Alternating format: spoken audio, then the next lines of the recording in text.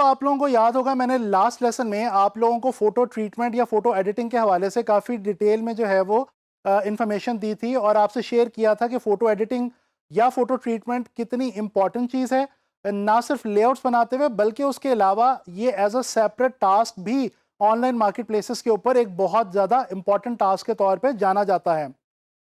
मैंने आप लोगों से कहा था कि हम लोग जो हैं आने वाले कुछ लेसन्स के अंदर किसी एक इमेज के ऊपर जो ख़ास वर्क फ्लो मैंने आपको बताया फ़ोटो एडिटिंग के हवाले से, जिसमें 4 स्टेप्स मैंने आपको बताए थे लास्ट लेसन में, उसको हम जो है वो फॉलो करेंगे। तो यही वाला काम अब हम इस लेसन के अंदर स्टार्ट करने वाले हैं। एक तो इस लेसन में मैं आप लोगों को फ़ोटो एडिटिंग के हवाले से जो सिलेक्शन और क्रॉपिंग के टूल्स हमने पहले भी डिस्कस किए थे उनका कुछ ओवरव्यू दूंगा। उसके अलावा हम लोग एक इमेज के ऊपर फ़ोटो एडिटिंग के जो एडजस्टमेंट्स के हवाले से, लाइट एंड कलर एडजस्टमेंट्स के हवाले से जो फीचर्स हैं उनको जो है अप्लाई करके देखेंगे।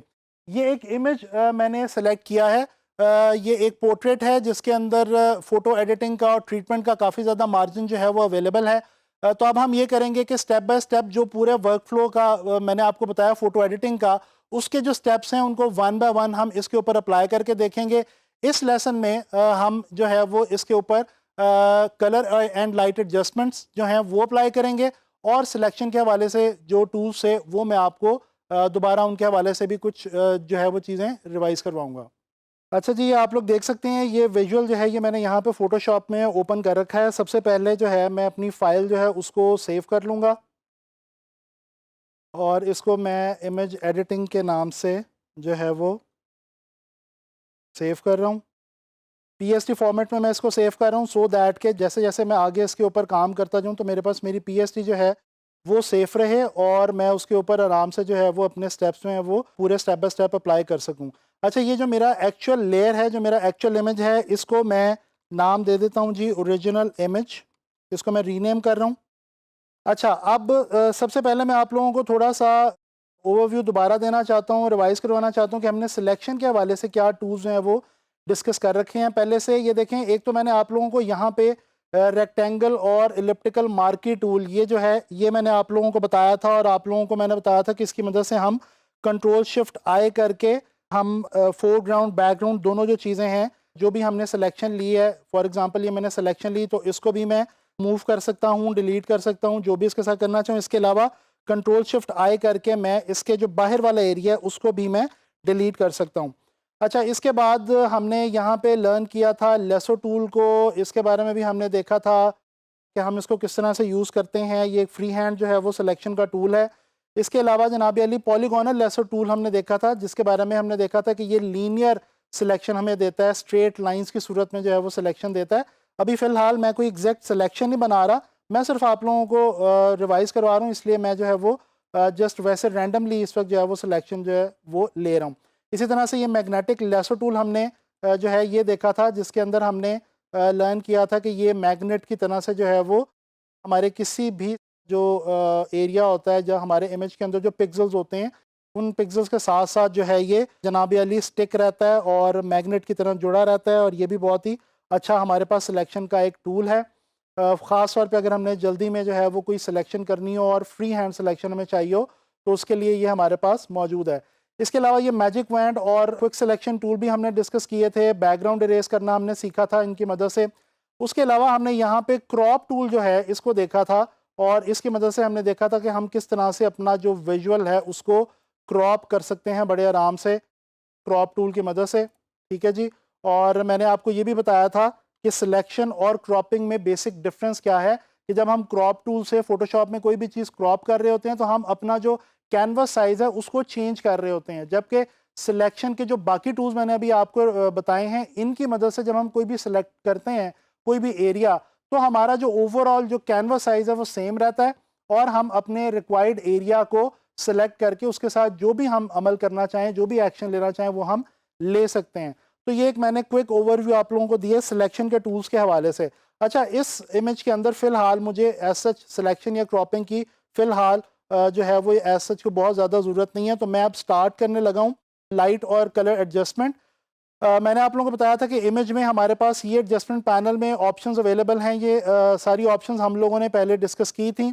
मैं आ रहा हूँ जनाब अली यहाँ पे जो हमारे पास एडजस्टमेंट लेयर्स की ऑप्शन होती है, और यहाँ से मैं जो है वो लेयर्स के ऊपर एडजस्टमेंट्स अप्लाई करके देखूंगा।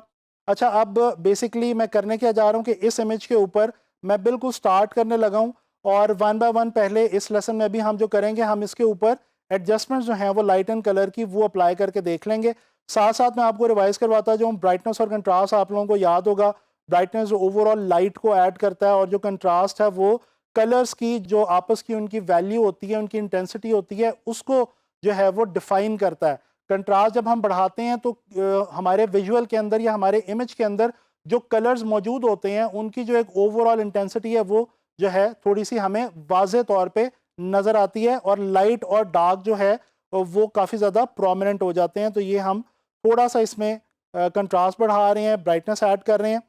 अच्छा, एक सवाल जो मेरे से अक्सर स्टूडेंट्स पूछते हैं इस चीज़ के हवाले से, वो ये है कि हमें कैसे पता चलेगा कि हमने कितनी ब्राइटनेस बढ़ानी है, कितना कंट्रास्ट बढ़ाना है, या किस तरह से लेवल्स लगाने हैं।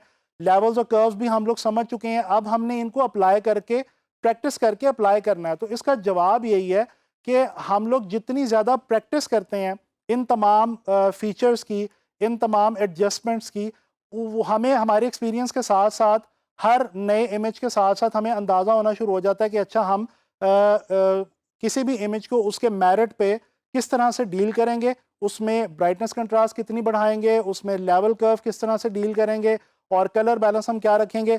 और एक और बात जो मैं आपको यहाँ पे अब बहुत इंपॉर्टेंट है वो बताता चलूँ, वो ये कि जब आप किसी भी इमेज को ट्रीट करने लगते हैं तो एक बात जहन में रखें कि जो फाइनल आपको आउटपुट चाहिए उस इमेज के हवाले से, जिस तरह से आप उस इमेज को फाइनली देखना चाहते हैं आफ्टर फोटो एडिटिंग, वो आपके जहन में किसी हद तक उसका खाका होना चाहिए, ताकि आप ये जो वैल्यूज तमाम की तमाम चेंज कर रहे हैं और ये जो तमाम वैल्यूज आप एडजस्ट कर रहे हैं, ये उस फाइनल रिजल्ट के हवाले से ही आप अप्लाई करेंगे। अच्छा जी, अब मैंने इस पर ब्राइटनेस और कंट्रास्ट लगा लिया, मैं थोड़े से लेवल्स में से लाइट्स जो है वो इसके अंदर ऐड कर रहा हूँ, और हल्का सा सेंटर से मिड टोन्स जो हैं उनको मैं कम करता हूँ।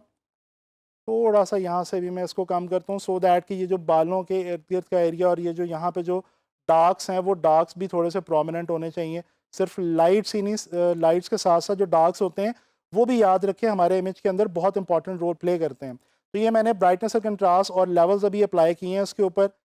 इसके बाद हमारे पास यहाँ पे कर्व्स की ऑप्शन मौजूद है। आप लोगों को याद होगा मैंने आपको एस कर्व बताई थी, और भी कर्व के बारे में काफ़ी जो है वो इन्फॉर्मेशन दी थी। अभी फ़िलहाल मैं सेंटर से इसको थोड़ा सा टोन्स को बढ़ा रहा हूँ, हाइलाइट्स को, और थोड़ा सा इसके अंदर मैं नीचे से इसको डार्क्स को ऐड करता हूँ।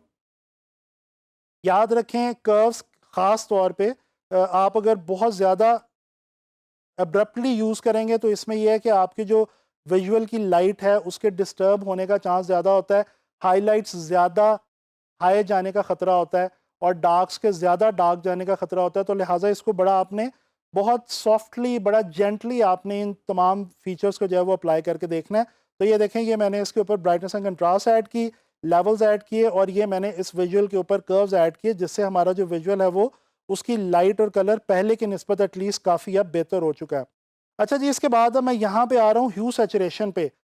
ह्यू तो डेफिनेटली हम चेंज नहीं करेंगे, मैंने आपको बताया था ये तो सिर्फ बेसिकली सेट ऑफ कलर्स होता है जिसको हम ह्यू कहते हैं, और हमें यहाँ पे ह्यू की वैल्यू चेंज करने की बिल्कुल भी फ़िलहाल जो है वो ज़रूरत नहीं है। इसको मैं ज़ीरो ही रहने देता हूँ। मैं सैचुरेशन थोड़ी सी इसमें बढ़ा रहा हूँ, बिल्कुल माइनर सी, और वो मैं क्यों बढ़ा रहा हूँ वो मैं आपको भी बताता हूँ। मैं फाइनली इस विजुअल को थोड़ा सा वार्म टोन्स की तरफ लेके जाना चाहूँगा। जो मैंने फाइनल इसका सोचा हुआ है कि मैंने इसको किस तरह से फाइनल एडिट निकालना है इसका, उसमें मैं इसको थोड़ा सा इस इमेज को वार्म कलर्स की तरफ देखना चाहता हूँ। तो इस वजह से मैंने थोड़ी सी सैचुरेशन इसकी बढ़ा दी है। अब अगेन मैं यहाँ पे आऊँगा और मैं कलर बैलेंस पे आके अब इसके कलर्स को जो है वो थोड़ा सा मैं बैलेंस आउट करूँगा। अगेन क्योंकि मैं इसको थोड़ा सा वार्म साइड पे लेके जाना चाह रहा हूँ, हल्का सा मैं रेड इसमें मज़ीद ऐड करूँगा बस। और अब जनाब अली इसमें हम ब्लू थोड़ा सा ऐड कर देते हैं, ताकि जो येलो थोड़ा सा ओवर पावर हो रहा है उसको हम हल्का सा बैलेंस आउट कर सकें। So this is it. I think कि ये जो एडजस्टमेंट्स मैंने अभी की हैं इनको मैं साथ साथ सेव करता रहूँ, साथ साथ अब अपनी फ़ाइल को जो है वो सेव करते रहा करें। ये हमने जो है वो लाइट एंड कलर एडजस्टमेंट्स जो ज़रूरी हैं इस विजुअल के हवाले से, वो हमने यहाँ पे जो है वो अप्लाई कर ली हैं। अब हम क्या करते हैं कि हम इन एडजस्टमेंट्स को ऑफ़ करके देखते हैं। अच्छा, लेयर ऑफ करने के हवाले से मैं आपको एक बात बताऊं कि हम लोग अक्सर ये करते हैं कि वन बाय वन इस तरह से एक एक लेयर को जो है वो हम स्विच ऑफ कर रहे होते हैं, ये भी ठीक है, बट आप जस्ट यहाँ पे आके क्लिक करें, होल्ड रखें और ड्रैग करें तो ये आपकी लेयर सारी की सारी स्विच ऑफ हो जाएंगी, और इसी तरह से अगर आप वापस आएँ तो ये सारी की सारी लेयर्स स्विच ऑन हो जाएंगी। तो अब मैं अगर देखूँ तो जनाब अली ये था मेरा ओरिजिनल इमेज, ये मैंने इसके ऊपर ब्राइटनेस एंड कंट्रास्ट ऐड किए, लेवल्स ऐड की, कर्व्स ऐड की, ह्यू सैचुरेशन ऐड की, और ये मैंने इसके ऊपर कलर बैलेंस जो है वो ऐड किया। कलर बैलेंस को मैं बल्कि थोड़ा सा मज़ीद रेड की तरफ हल्का सा और मैं लेके जाऊंगा, बस। तो that's it for light and colour adjustments. आप लोगों को मैंने ज़रूरी बातें बताई हैं कि कभी भी लेवल्स को, कर्व्स को, ब्राइटनेस को, कंट्रास्ट को बहुत ज़्यादा ना बढ़ाएं, जेंटली सॉफ्टली अप्लाई करके देखें कि आपका इमेज किस तरफ जा रहा है, उसकी लाइट और उसका कलर आपसे क्या डिमांड कर रहा है, उसके अकॉर्डिंगली ही आप जो है लाइट और कलर एडजस्टमेंट्स के ये जो सारे टूल्स हैं, ये जो सारे फीचर्स हैं, इनको अप्लाई करें। And always remember, adjustment panel में जाके अप्लाई करने के बजाय कोशिश करें कि आपके पास इस तरह से आपकी अलग से एडजस्टमेंट लेयर्स पड़ी हों, ताकि किसी भी स्टेप पे आपको अगर कोई भी वैल्यू चेंज करनी है तो आप उसको बड़े आराम से चेंज कर सकें। अब मैं क्या करने लगा हूं कि मैं इसको सारे को होल्ड करता हूं शिफ्ट के साथ, और मैं कंट्रोल जी कर देता हूं, ग्रुप बना देता हूं, और इसके ऊपर मैं लिख देता हूं जनाब अली एडजस्टमेंट्स। ठीक है जी। अब नेक्स्ट लेसन के अंदर मैं इसी विजुअल को यहाँ से एडजस्टमेंट्स तो हमारी हो गई हैं, अब इसके अंदर जो हमने जो रीटचिंग करनी है, जो हमने जो स्किन को हमने रीटच करना है, वो वाली चीज़ हम स्टार्ट करेंगे। तो that's all for adjustments, and next we will learn retouching.